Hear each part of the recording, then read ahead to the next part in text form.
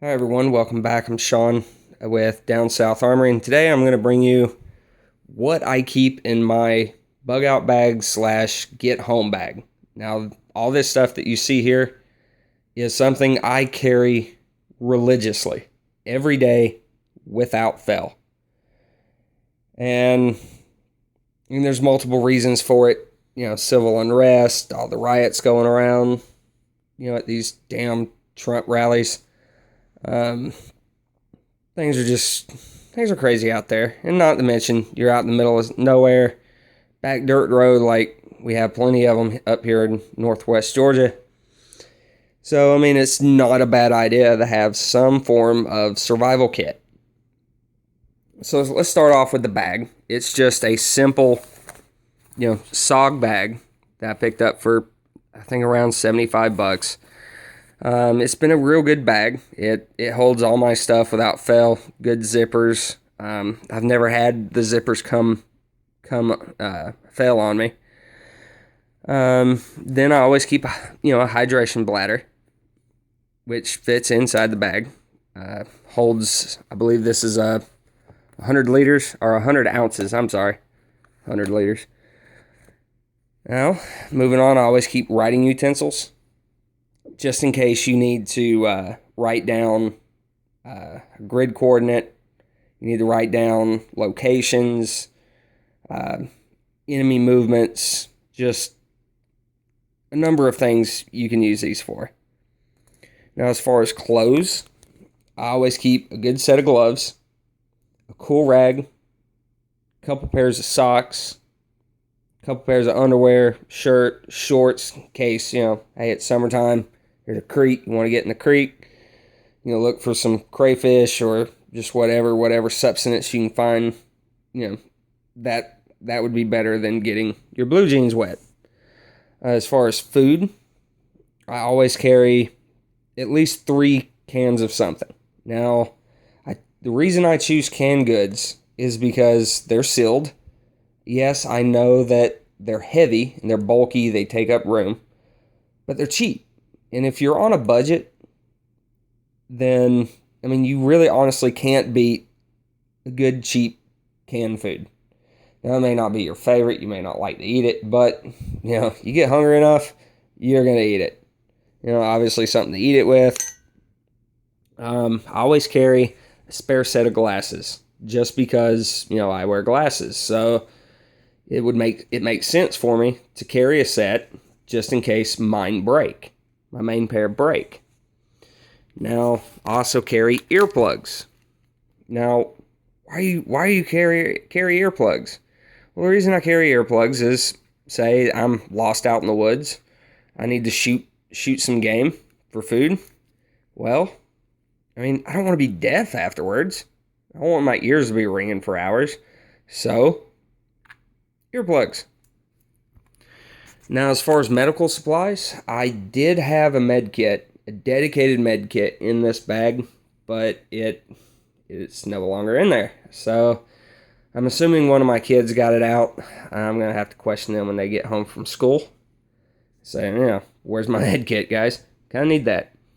But as far as what I do have in here, I always keep a good rigger belt. So many uses for a rigger belt. Tourniquet, such things as that. Keep an ace bandage, some antibiotics in case you get a pretty nasty cut, things like that. You'll want to take something. Hand sanitizer, and if you don't have this, some good triple antibiotic ointment is also good to have. And I keep a sewing kit. Now, many of y'all may think, sewing kit, that's not a first aid supply. Well, I'd beg to differ. If you need to stitch yourself up with it. If you get pretty bad blisters on your feet, you run some of the thread through the blister. Help soak up some of that fluid and get air inside the blister. And, help heal yourself up. Now, as far as tools go, I always carry a 6-in-1. This one is it's a cheap little thing, but it's got over like 25 to 40 different bits to it. Carry a good multi-tool, a couple Allen packs, a good knife, a flashlight to keep in the bag, and a little flashlight to go inside your pocket.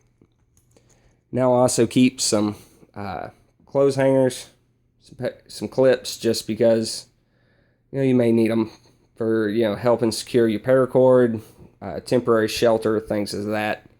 Also keep a reflective vest just in case you're lost out in the woods in deer season or any form of hunting season. You're going to want to have that. If other hunters are in the woods, that could help save your life. They could see you, not shoot you, and just go from there. Also carry paracord. I have about 100 yards of paracord ready to go. Now let's move on to weaponry.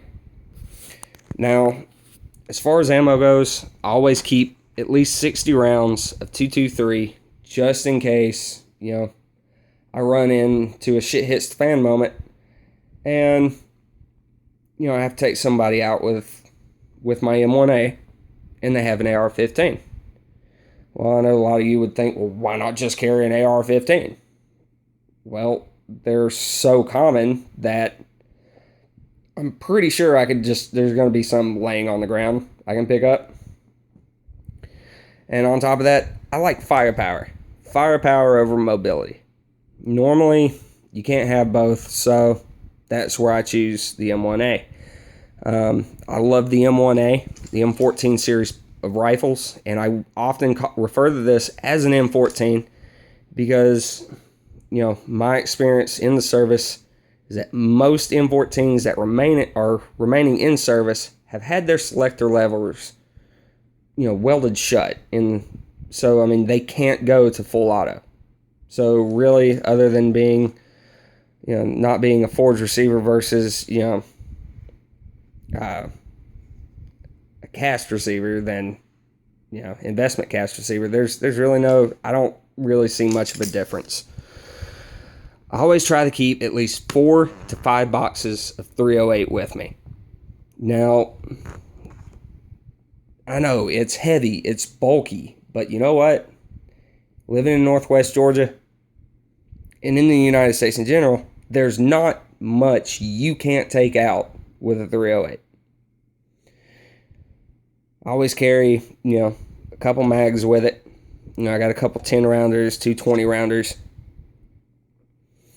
And I also always have my little Glock 43. Now this is my everyday carry. As you can see, chamber on both weapons are clear. So that ought to settle the safety sallies. Reason the Glock, they're ugly. They're not going to win any beauty contests, but damn it, they work. And I know the triggers aren't the best in the world. The sights kind of suck. I need to upgrade those, but they work. So, and I would rather have a weapon that I don't have to worry about failing me. So I always carry, 2 fully loaded mags, 2 spare boxes of ammo. Now, I know I talked about reliability on the Glock, and I know in a previous video I was having issues with my M1A. Now this rifle has been sent back to Springfield. It's been completely reworked. The problems were that the bolt needed to be replaced. They polished the chamber and they got the gas system in time. So ever since then, since I got it back, I've put maybe 200 rounds through it, 300, somewhere in there. And it's been 100% reliable. I have had no issues with it.